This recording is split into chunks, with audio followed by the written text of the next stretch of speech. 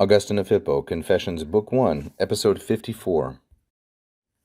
Tu autem, Domine, qui et semper vivus, et nihil moratur in te, quoniam ante primordia saeculorum, et ante omne, quod vel ante dici potest, tu es, et Deus es, Dominusque omnium, quae creasti, et apud te rerum omnium instabilium stant causae. Et rerum omnium mutabilium immutabiles manent origines, et omnium in rationalium et temporalium sempiternae vivunt rationes. Dic mihi supplici tuo, Deus, et misericors misero tuo dic mihi, utrum aliqui iam aetati meae, mortuae succeserit infantia mea. Obviously, this sentence is much, much longer than the previous one, and typically I would deal with it in several episodes. However, I want to conclude our work on Augustine's Confessions here, so I decided we will take this whole long sentence, which is not particularly difficult, in one episode. But you, O Lord, you who both et always live, and nothing dies in you, because before the beginnings of the ages, primordia saeculorum, and before everything which even can be said to be before, ante, you exist, tu es, and you are God, and you are the Lord of all the things which you created. And with you, apud te, the causae rerum omnium instabilium, the causes or the reasons of all things that are unstable, they stand fast, stant, in your presence, apud te. And of all the things that are changeable, rerum omnium mutabilium, unchangeable things, or unchangeable origines, they endure, manent.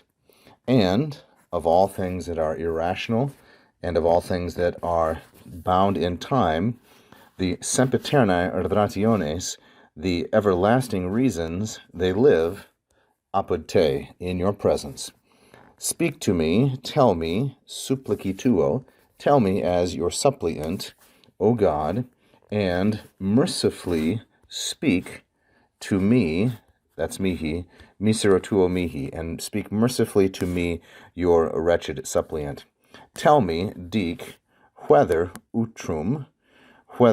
my infancy, infantia mea, succeeded or came to replace aliqui aetati meae mortuae, some, or we could say any, some age of mine, some period of time that is already dead, mortuae. So, there we have a rough translation. We notice that short sentences can be beautiful, and long sentences can be beautiful as well. Tu autem, and we have domine, masculine singular and vocative.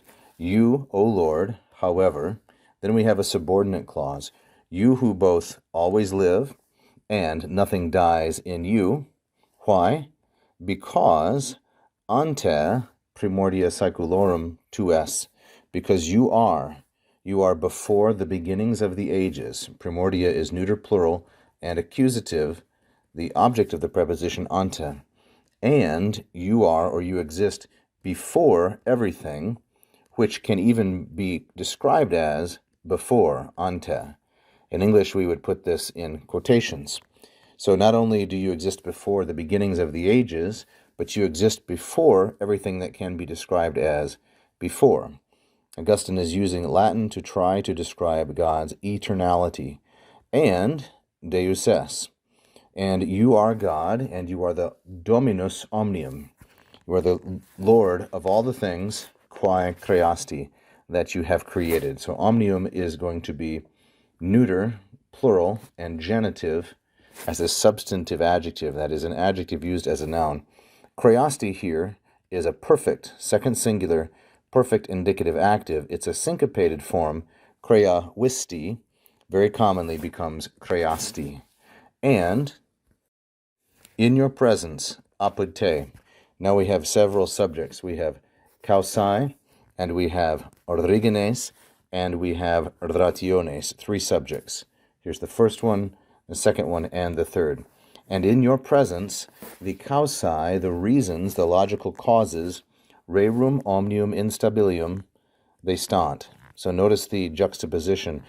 Unstable things stand. And at the origines, the unchangeable sources of all changeable things. Again, the juxtaposition. Mutabilium immutabiles. They endure, monant. And now the third one, of all things that are irrational and bound to time, temporalium, the sempiternae rationes, everlasting causes or reasons they live. Again, note the juxtaposition. Temporalium and its opposite, sempiternae.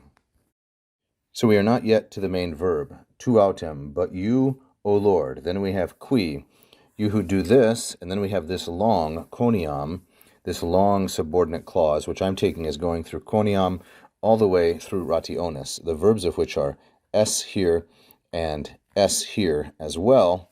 Then there are a number of subordinate verbs.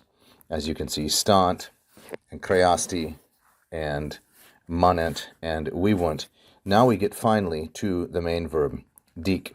And this is repeated here. So dic is a second singular. It's a present imperative active, irregular, from the verb dico dicere. The verb dico dicere. It takes the dative case. So we have mihi supplici tuo. Say to me, your suppliant. These are masculine singular dative, and the nominative here is supplex. O God, a vocative, and speak, dic, misero tuo mihi, to me, your poor servant, and speak how? Misericors. So this is a masculine singular and nominative adjective describing God, but we ought to take it in English as an adverb, speak mercifully. So there we have indirect objects of dic, namely mihi supplici tuo, and of the second dic, misero tuo mihi. But what is the direct object? Well, it's this clause. Tell me whether my infancy, infantia mea, feminine singular nominative, subject of successerit, whether my infancy has replaced, has come to be in the place of, alacui, aitati, mei, mortuae. Aitati here is the noun, third declension, feminine singular and dative, modified by alacui, mei, and mortuae. Whether my infancy has replaced any age of mine that is already dead, mortuae, as you can see. So successerit is a third singular. It's a perfect subjunctive active.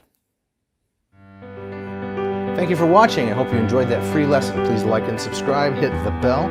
You can also become a patron at patreon.com/LatinPerDiem. And if you really loved it, you can leave a tip right here as a super fan. Thank you so much.